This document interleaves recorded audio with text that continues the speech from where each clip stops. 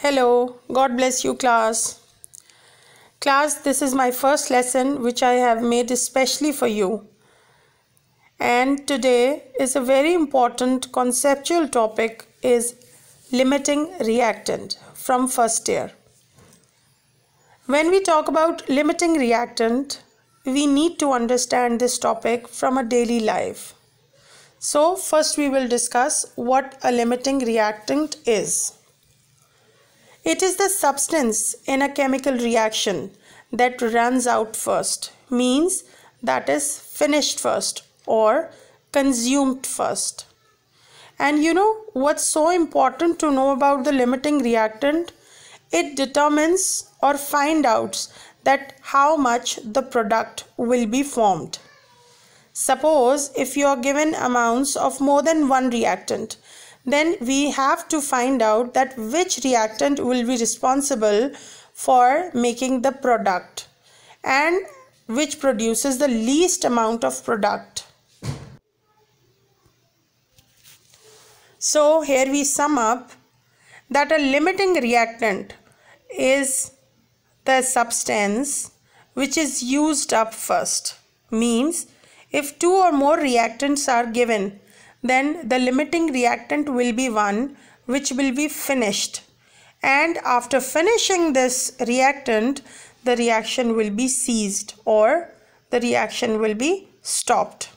So the limiting reaction limits the amount of the product. For example, if we take the making of sandwiches, suppose we have 8 slices of bread and some peanut butter. So when we make sandwiches and for 8 slices we will be using 2 slices for making of one sandwich, and we will be able to make only 4 sandwiches and the bread will be consumed fully. So when the bread will be finished, the sandwich making will be stopped.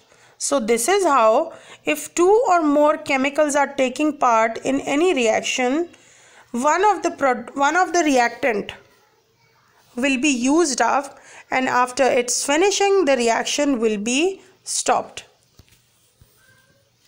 Here I am giving you a flowchart diagram to show that how you will be calculating or finding out that which chemical is the limiting reactant. Suppose you are giving some chemical reaction in which 2 reactants are taking part, reactant A and reactant B. Very first you will find how many grams of reactants A and B are given. So the very first step is to see what are the grams of chemicals taking part in the reaction. Then very important step is to convert these grams into moles. And I have told you that the calculation of moles can be done by dividing the grams of a substance by its molar mass. And I have also practiced you many times that how we can calculate the number of moles for substances as elements, compounds or ionic compounds. So when we calculate the number of moles of reactant A and B, then immediately we find that using the mole ratio from the balanced chemical equation, we will be calculating the number of moles of product formed from chemical A and the number of moles of product from chemical B. This is how we will see that which chemical, either A or B, will produce the least amount of moles of the product. Suppose the chemical A is giving me 4 moles of the product, but chemical B will give me 3.5 moles of the product. So chemical B will be the limiting reactant. And here I will make the moles of the product converted into grams. I will be able to tell that how many grams of products are produced, and I will be able to tell that chemical B is the limiting reactant. This is how the working or the numericals of limiting reactants are solved.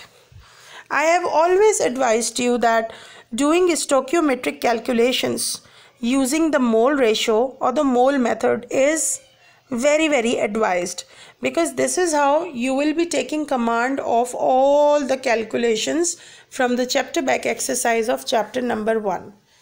I am leaving you with a hope that after watching this video and after clearing your concepts, you will be starting the numericals of chapter number 1. Okay class, thank you. God bless you.